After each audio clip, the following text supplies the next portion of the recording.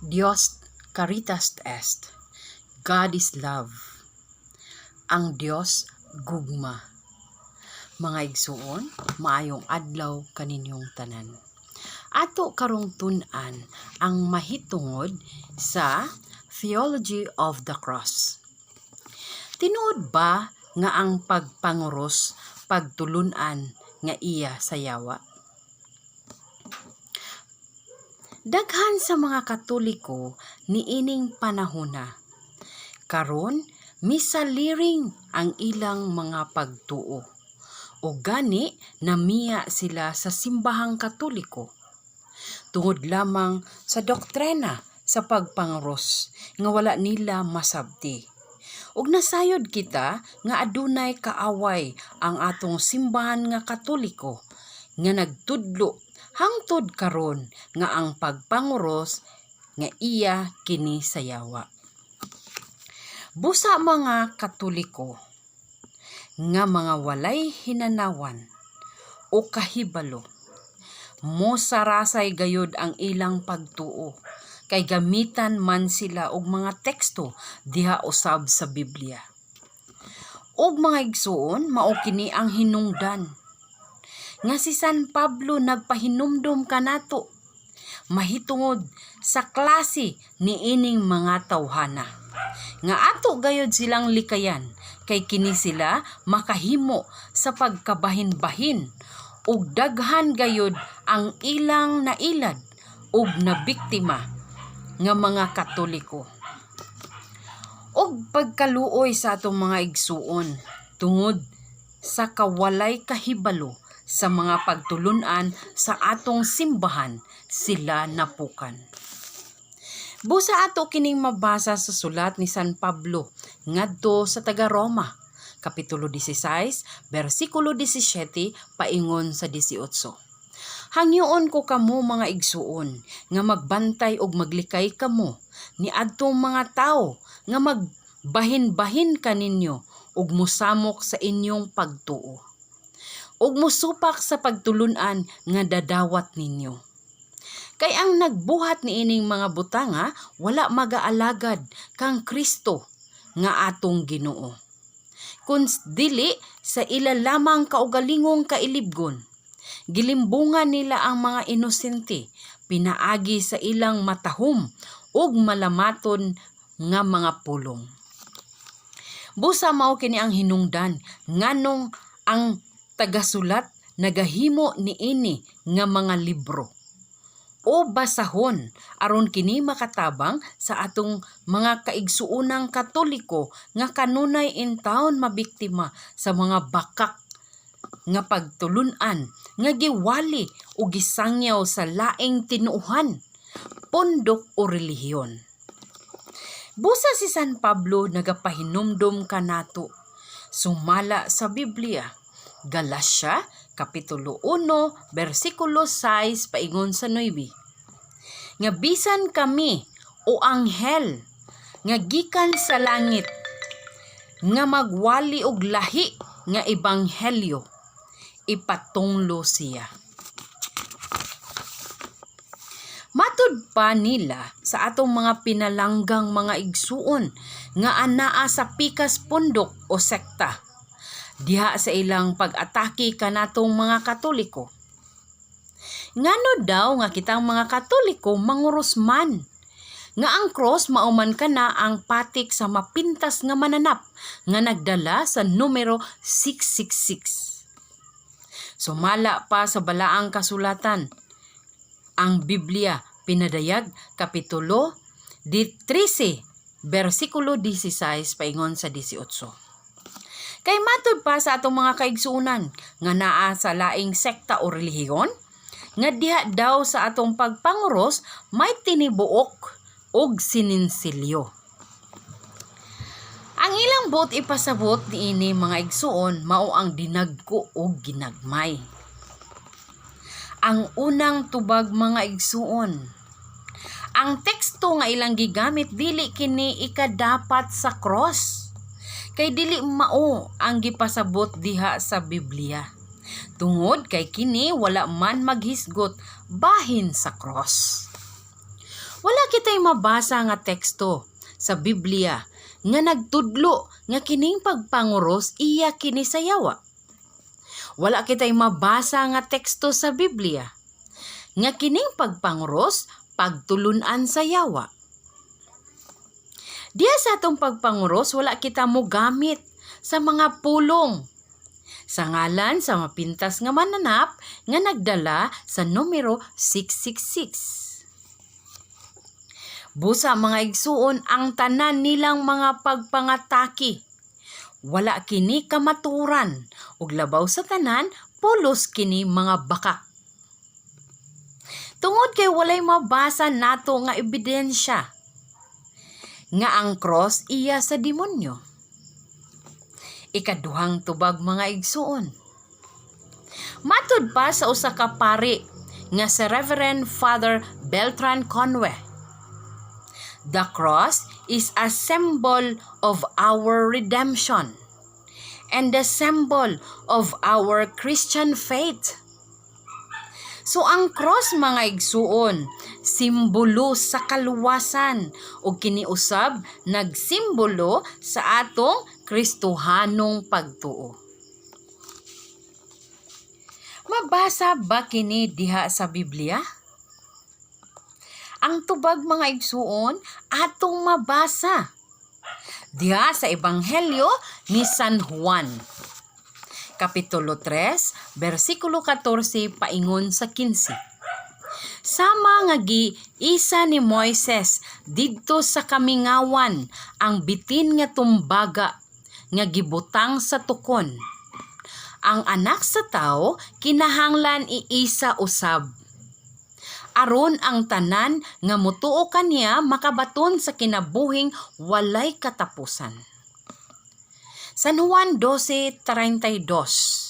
Si Jesus miingon, "Ug kun iisa na ako gikan sa yuta, kabigon ko ang tanang mga tao nga rikan ako." Nga kun ikalansang na si Kristo sa cross, iyang ipasiguli ang tanang katawhan ngadto sa iyang amahan. Mga igsuon dinhi gipasabot ang kamatayon ni Kristo sa cross, nga mao ang atong kaluwasan. Ato kini mabasa sa Biblia sumala sa sulat ni San Pablo ngadto sa taga-Efeso, kapitulo 2, versikulo 16. Kay pinaagi sa iyang kamatayon sa cross, gihiusa kita niya o gipasiguli ngadto sa Dios. So sa laktod, ang cross nagsimbolo gayud sa atong kaluwasan. Ang ikaduhang punto mga igsuon, ang cross mao ang simbolo o timaan sa atong Kristohanong pagtuo.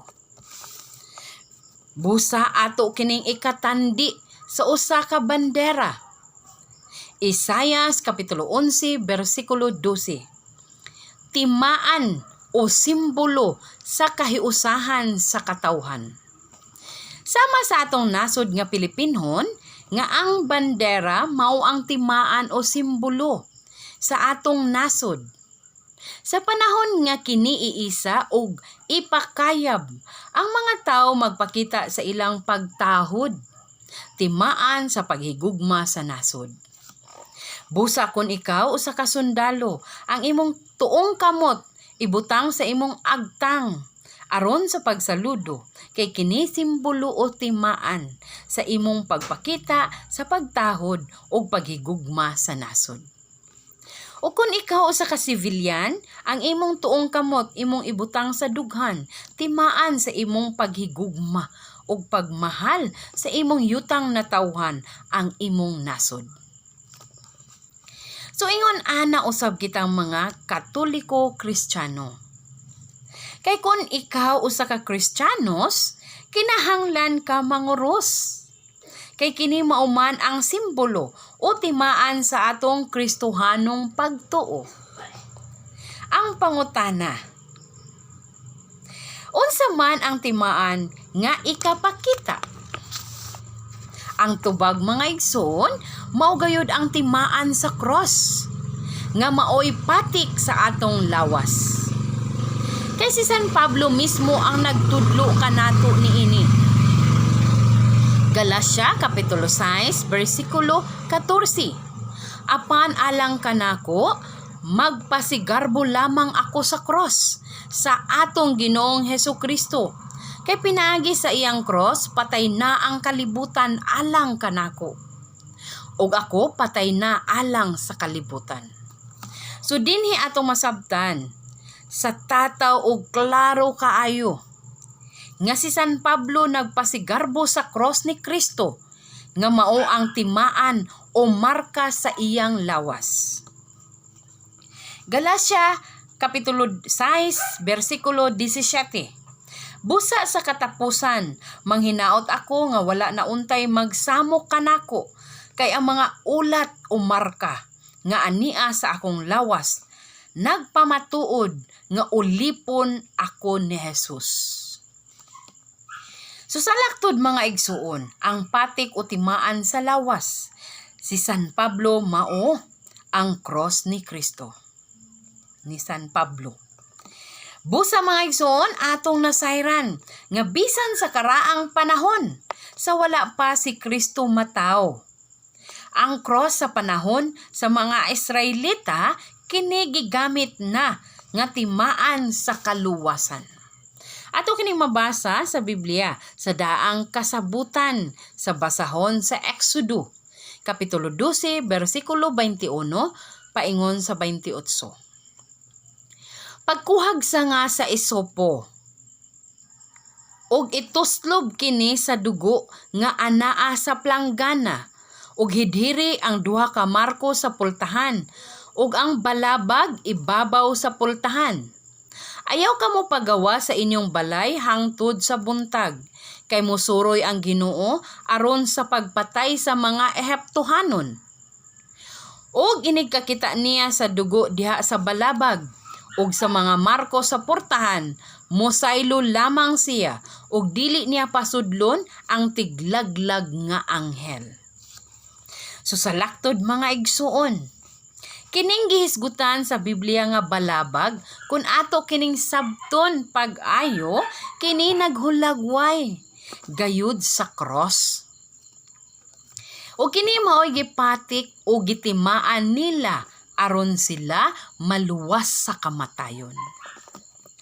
O kining cross mga igsuon, kini gihisgutan usab sa daang kasabutan diha sa basahon sa Deuteronomio Kapitulo 6 versikulo 7 paingon sa 9. Itudlo kini sa inyong mga kabataan. Hisguti kini kun anaa kamo sa inyong balay, o magpanaw kamo, o sa dayon ninyong katulog, o sa pagmata ninyo sa buntag. Ibugkos kini sa inyong kamot, ingon nga ilhanan, og ibutang ingon nga timaan diha sa inyong agtang. Isulat kini diha sa haligi, sa pultahan sa inyong balay og diha sa inyong mga ganghaan. O gani atong mahinumduman.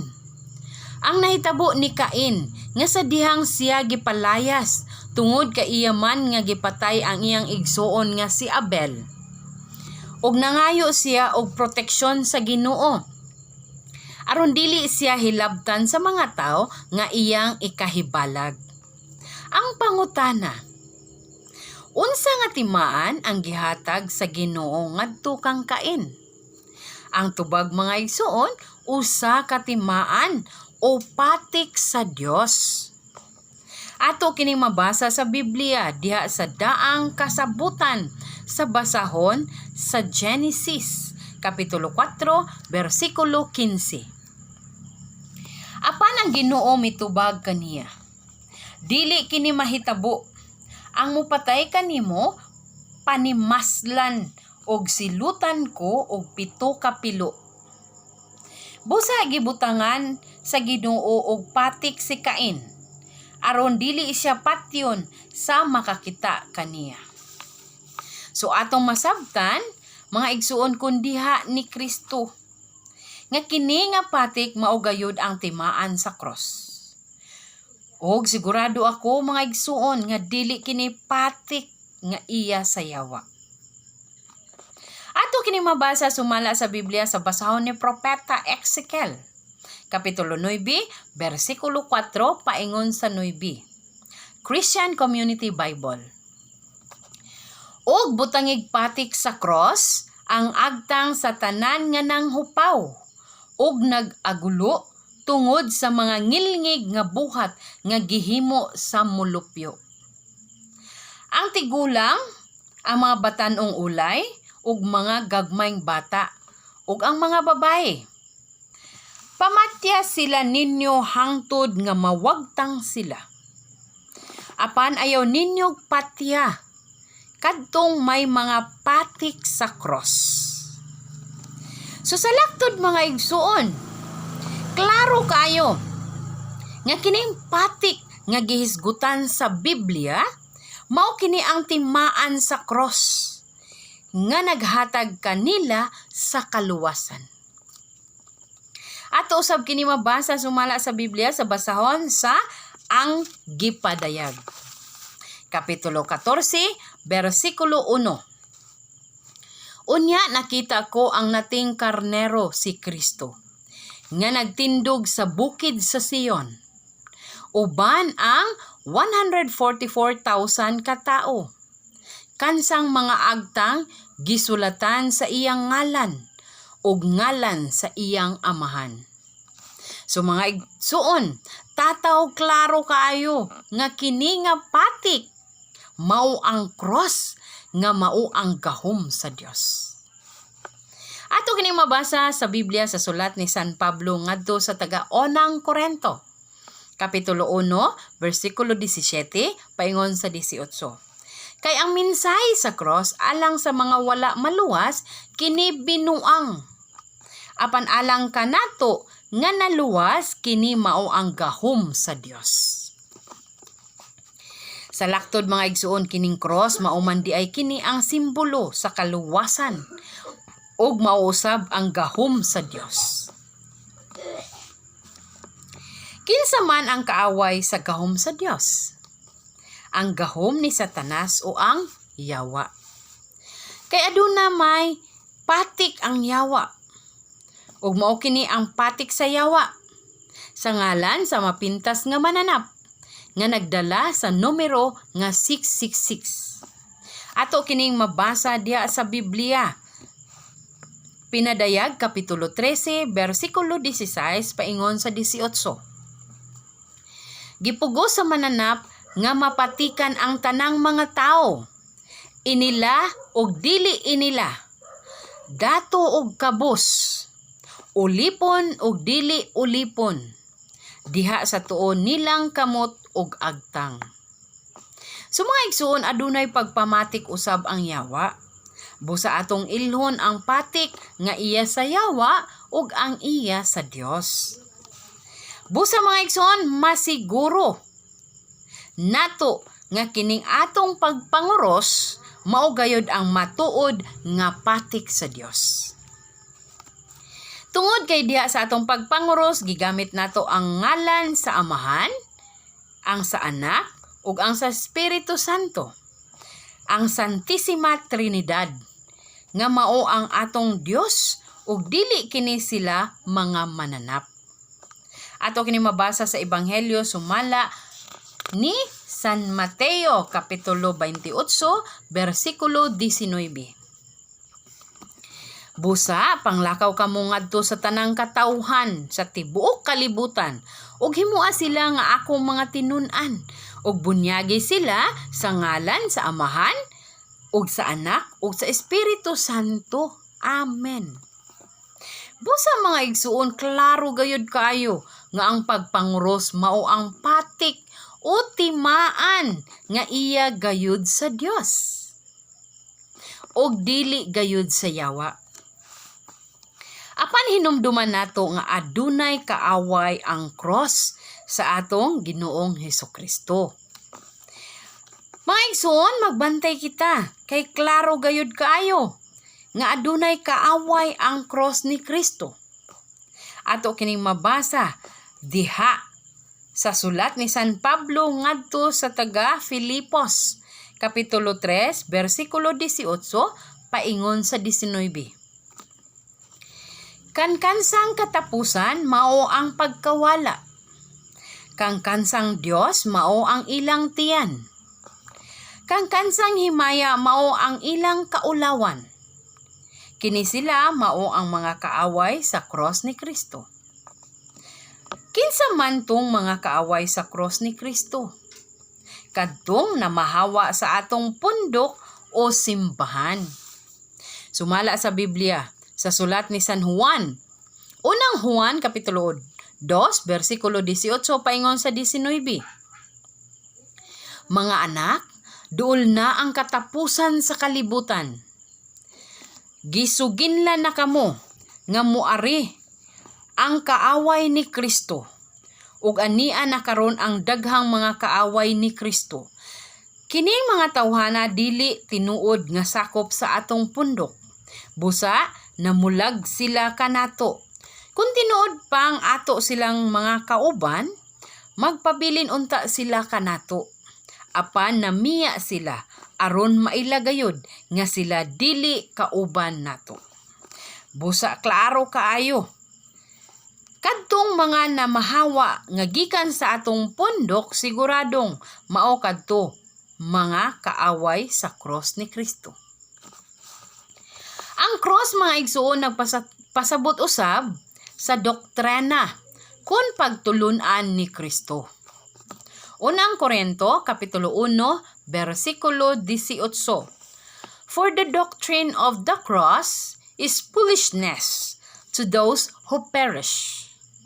But to those who are saved, that is, to us, it is the power of God. So mga igsuon, ang doktrina sa cross, alang sa wala na luwas, kini binuang. Apan alang sa mga nangaluwas, kini mao ang gahom sa Dios. Busa mo hinungdan nga kitang mga Katoliko manguros gayud. Tungod kay ang cross mao ang gahom sa Dios. San Lucas, Kapitulo 9, versikulo 23. And he said to them all, if you want to come with me, you must forget yourself. Take up your cross every day and follow me. Sumatag adlaw kinahanglan magpasan sa cross. Nagpasan baka kining atong mga kaigsuunan nga anaa sa laing pundok? Wala man gani sila makahimo sa pagpatik o pagtimaan sa ilang lawas sa cross nga kini gitudlo man gayud ni San Pablo. Unsa pa ka ang pagpasan sa cross kada adlaw? So ang cross di ay nagpasabot usab sa atong pangako o responsibilidad sa kinabuhi. Sumala sa balang kasulatan sa basahon sa Ebanghelyo ni San Mateo, Kapitulo 16, versikulo 24. Kinsa katong buot mosunod kanako, kinahanglan siya magdumili sa iyang kaugalingon ug mopas-an sa iyang cross ug mosunod kanako. Ug alang sa mga Kristiyanos, ang cross mao kini ang simbolo sa gugma sa Dios kanato. Kay ang kahoyng cross sa daang tugon tinunglo ang tao nga gibitay niini. So karon mahimo alang kanato ang sama sa kahoy dito sa kamingawan nga gibutang ngan sa bitin nga tumbaga ug nga sa sibisan kinsa nga hipaakan sa bitin nga malala maluwas kon mututok niini. Sumala sa Biblia sa basahon sa Números, Kapitulo 21, versikulo 7, paingon sa 8. Ang Ginoo misugo kang Moises sa pagbuhat sa larawan sa bitin, aron ang tanan nga napaakan mamaayo ug maluwas. Mga igsoon, ang bunga sa kahoy ang hinungdan sa atong pagkapukan. Genesis Kapitulo 3, versikulo 1, paingon sa 24. Pinaagi sa ilang paglapas sa balaod sa Dios, sila nakasala. Ug ang bunga ra usab sa kahoy ang gigamit nga kahimanan alang sa atong kaluwasan. San Juan Kapitulo 12, versikulo 32. Kay pinaagi sa kamatayon ni Kristo sa cross, kita iyang giluwas. Ngano ang mga Katoliko kon manguros aduna may dinagko? Tungod kay mahinumduman nato nga ang buhat sa pagpanubos nahimo gayud sa tulo ka personas. Ato kining mabasa sumala sa Biblia San Mateo Kapitulo 28, versikulo 19. Ang Amahan, ang Anak, ug ang Espiritu Santo. Nganong ang Amahan ipatikman sa agtang? Tungod kay ang Amahan maugayod ang nagplano sa kaluwasan.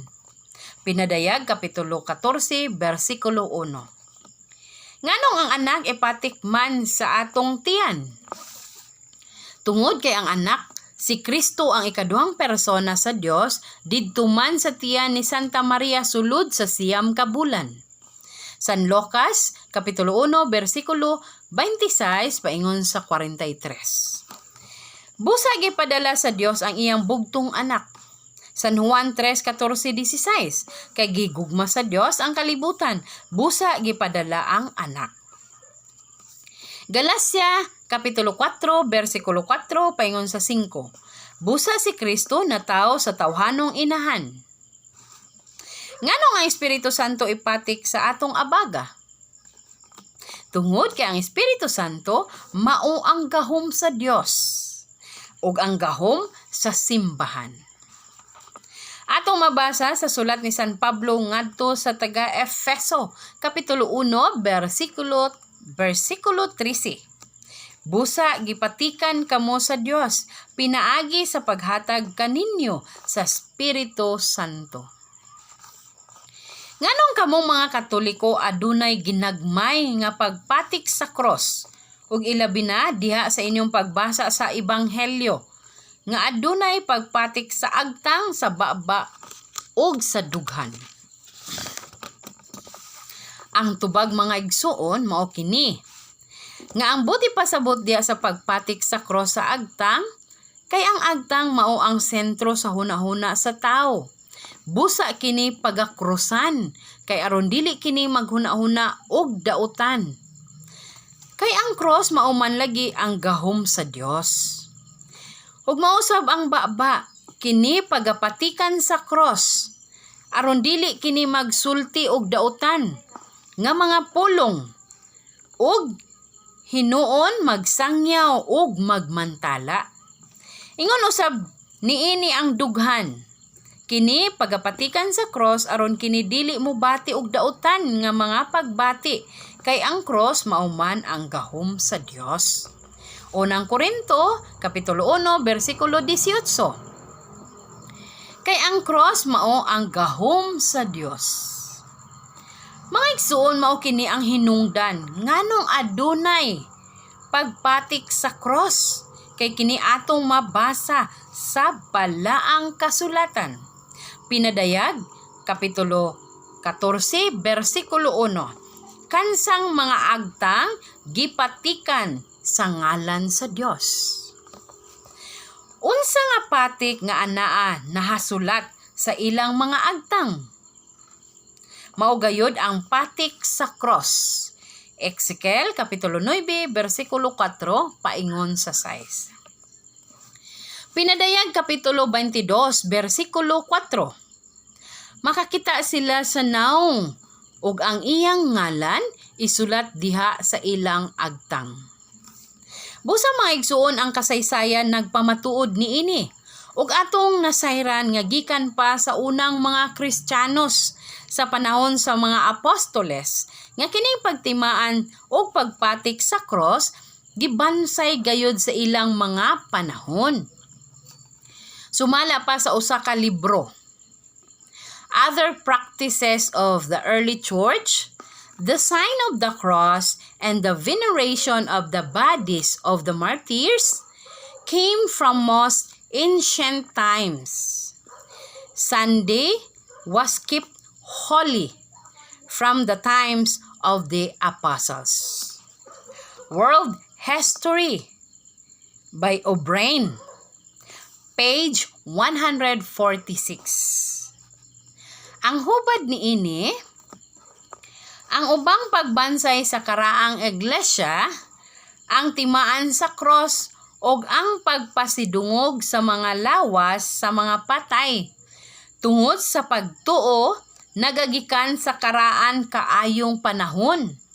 Ang adlawng Domingo gibalaan, sukad pa sa panahon sa mga apostoles. Busa sa Emperador Constantino, nagapamatuod usab mga igsuon tungod sa dakong milagro nga iyang nasaksihan sa cross. Usa ka panghitabo sa kasaysayan didto sa Roma sa panahon ni Emperador Constantino. Diin siya gihulga sa usa ka dakong gubat sa usa ka hari nga si Maxentius. Ug tungod sa kahadlok ni Constantino ug tungod sa kadaghang sundalo sa iyang kontra, nakapangayo siya og tabang sa Dios sa iyang inahan nga si Reyna Elena ug ang Dios sa mga Kristiyanos. Ug miingon siya, "Kung tinuod ka nga Dios sa akong inahan ug Dios sa mga Kristiyanos, hatagi ako og timaan nga ako ang magmadaugon niining maong gubat." Ug tuod man ang Dios nagpakita og usa ka timaan pinaagi sa usa ka bidlisiw sa adlaw nga napormang cross, usa ka luminous cross. Mga igsuon, ug adunay nakasulat nga letra, In hoc signo vinces, nga in this sign you shall conquer. Nga pinaagi niini nga timaan ikaw magmadaugon. Busa si Constantino mimando sa tanan niyang mga sundalo sa pagbutang og cross sa mga galamiton sa gubat. Ug siya gayud ang midaog sa maong gubat. Ug siya nakabig sa pagka-Kristiyanos. Ug didto nagsugod nga ang tanang sakop kinahanglan nga magbansay sa buhat sa mga Kristiyano. Ilabi na ang pagsaulog sa igpapahulay sa mga Kristiyano. Ang Domingo, kini iyang gibuhatan og balaod, sulod sa iyang imperyo. Ato kining mabasa sumala sa World History, page 168. Daghang salamat ug maayong adlaw kaninyong tanan.